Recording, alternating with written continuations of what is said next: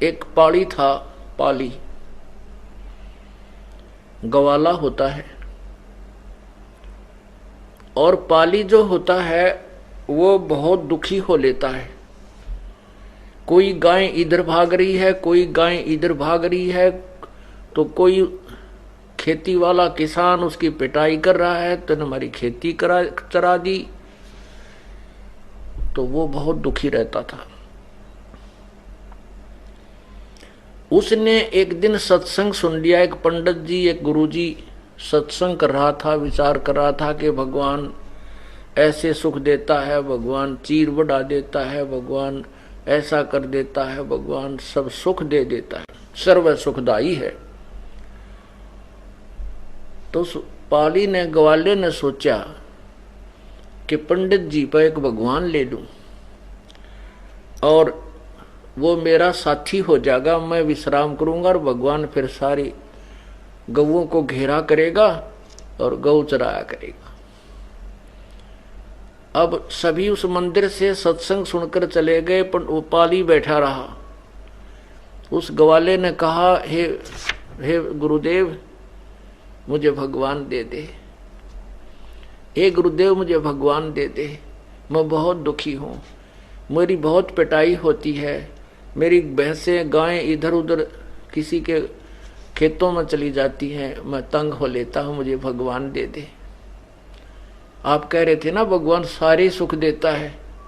अब पंडित जी ने सोचा, अच्छा बुद्धू पिल्ला पड़ा, अब इस तक कैसे पीछा छुटाऊं, क्यों पाली तो वो भी तो ऐसा होता है ना, जे उसने सीधा मना कर दे तो वो अगले दिन डले मार के जा, उसके पत्थर मारे। तो पंडित जी ने कहा, बेटा मैं भगवान बनाऊंगा 2-4 दिन में, तो हफ्ते पीछे आइए। अच्छा गुरु जी।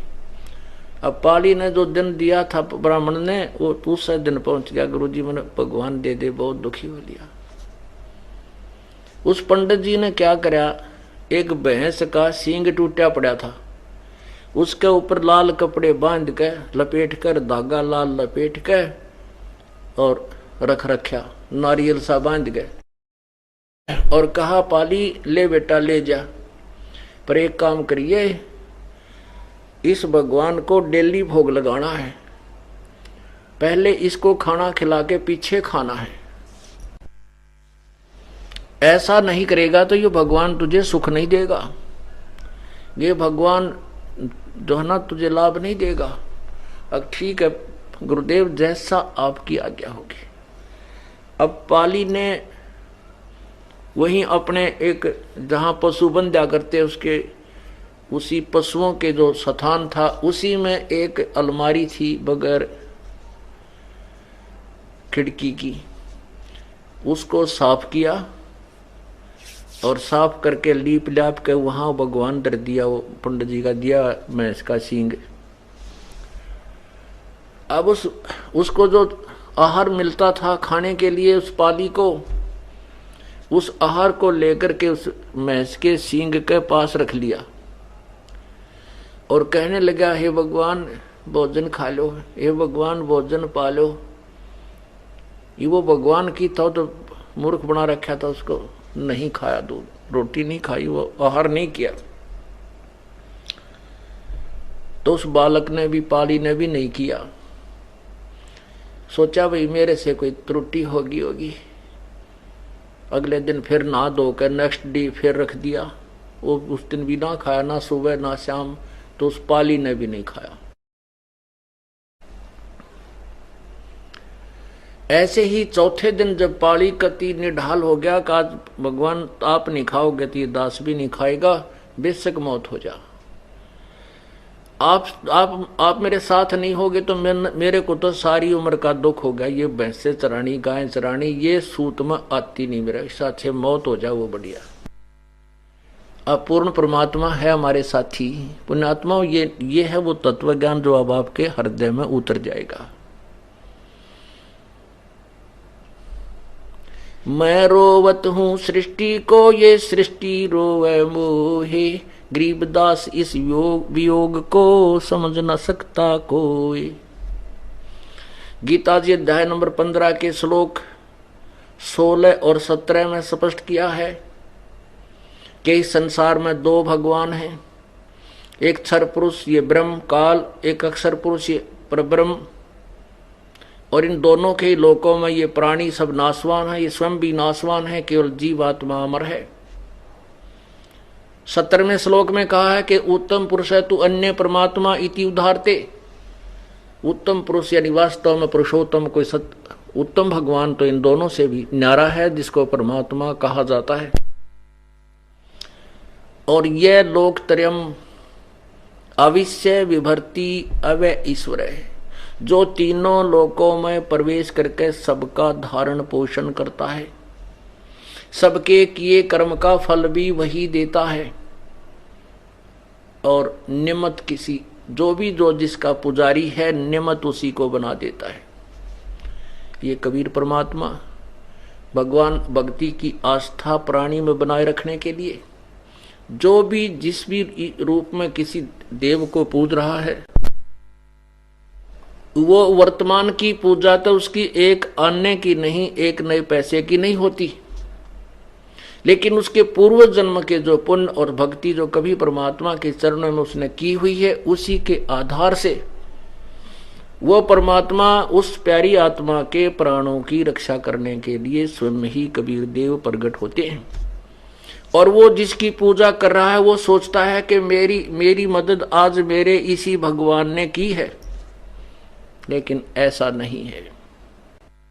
तो ये जो पाली था ये पूर्व जन्म का ग्वाला था, पूर्व जन्म का कोई पुण्यकर्मी प्रभु का कबीर परमेश्वर का बच्चा था। अब वो शास्त्र विरुद्ध साधना उस अनाड़ी पंडित ने गुरु ने पकड़ा दी, और उस बच्चे की जान जाने को हुई तो परमात्मा स्वयं प्रकट हुए और सामने बैठ कर दूध पी करके अंतर्ध्यान हो गए। खाना खाया, अंतर्ध्यान नहीं हुए, खाना खाया और बोले बच्चा बोल के बात है मैं बहुत बड़ा हो गया हूं। वो भैंस का सींग था वो खत्म कर दिया परमात्मा ने, अंतर्ध्यान कर दिया, और स्वयं साकार रूप जो भी उनका स्वरूप है एक व्यक्ति रूप में प्रकट होकर वो खाना खाया और बच्चे को खिला दिया। और कहने लगे भगवान बोल बच्चा अब क्या काम है तेरा, कि भगवान मेरे साथ हो ले और बहुत दुखी होता हूं मैं, और मेरे पशुओं को घेरना तू। अच्छा बेटा कोई बात नहीं चल। अब लेकर पशुओं को चला गया। अब एक लाठी पकड़ा दी पाड़ी ने भगवान को अपना लठ। अब कोई भी गाय भैंस इधर उधर जाती है किसी की खेती में तो परमात्मा एक सेकंड में उसके आगे खड़ा लठ लिए खड़ा दिखता है, उधर कोई जाती है तो वहां खड़ा दिखता है। अर्थात सभी क्रिया को बड़ी सुचारू रूप से करने लगा। अब उस पाड़ी ने देखा भाई भगवान के तो चाड़ा है, ये तो बहुत कमाल कर दिया इसने तो। और पाड़ी लेट गया वृक्ष के नीचे चद्दर बिछा के, अकेले भाई मौज कर दी, भगवान जी सा सुना था उसा ही पाया। अब उसने सोची चल गुरु जी की जो है धन्यवाद करके आता हूं। अब वो मंदिर की तरफ चला और ब्राह्मण ने देख लिया, ब्राह्मण ने कहा गया पाड़ी। उसने सोचा कि आज यू तेरे डले मारेगा, क्योंकि वो तो भका रखा था। तो पंडित जी ने सोचे आज यू तेरे साथ झगड़ा करेगा, और इसने वह खोल के देख लिया होगा, क्योंकि उसको मना कर दिया था कि इसको खोल के नहीं देखना। तो पंडित जी अपना करड़ा हाथ दिल करे बैठा था, कह दे के कहेगा दो गाल देकर चला जाएगा और क्या करेगा ये।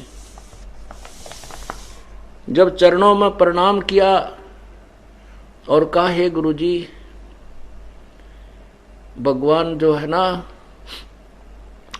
भगवान ने 3 दिन रोटी नहीं खाई और मैंने भी नहीं खाई, और चौथे दिन तो मेरे प्राण निकलने को हो गए। पता नहीं मेरे से क्या गलती बनी, पता नहीं क्या मुझे भगवान को भोग नहीं लगाना आया। चौथे दिन भगवान प्रकट हो गए, बड़े हो गए वो तो पूरे आदमी के मनुष्य जितने। वो पंडित जी देखा उसके मुंह का, नहीं यो आज भांग पी कर तो नहीं आया है, क्या बोल रहा है। और भगवान ना सही पूरा सही काम कर रहे हैं, पूरा सुख दे दिया मेरे तथा सारे पशुओं को घेर लेता है। मैं थोड़ी देर देखा कि कहीं ये गड़बड़ तो नहीं कर देगा पिटाई वो मेरी, तो भगवान तो बहुत ही अच्छी तरह पशुओं को घेरता है। अब पंडित जी ने सोची कि भाई वो बालक है, झूठ भी ना बोलता, इसकी बात कुछ ऐसी लग रही है, भोली भाली, झूठ तो नहीं बोल रहा। कहने के बच्चा वो भगवान कहाँ है कि चाल दिखाऊं? खेत में, वहां देख, वो वहां मेरे पशुओं को घेर रहा है। अब चल मुझे दिखा। वहां जाकर देखा, पंडित जी ने तो लठ लठ दिखा, भगवान ना दिखाई दे, क्योंकि निर्भाग आदमी को थोड़ा दिखा, अगर वो तो निरा बकाया कर था, मंदिर में बैठ कर दुनिया को ठग रहा था, तो उसने तो वो लठ लठ दिखा, लाठी लाठी, भगवान दिखाई नहीं दे रहा। तो पंडित जी कहता है कि कहाँ है बेटा भगवान? कि वो दिखता नहीं, वो सामने लाठी लिए खड़ा, वो कभी लाठी इधर जाती दिखा, कभी लाठी इधर आती दिखा। पंडित जी का पसीने आ गए। यूं तो भाई कोई प्रेत परात दिखा है, कोई जंद सिद्ध कर ली हो गया इसका। तो कहने लगे बेटा मुझे तो दिखाई नहीं देता।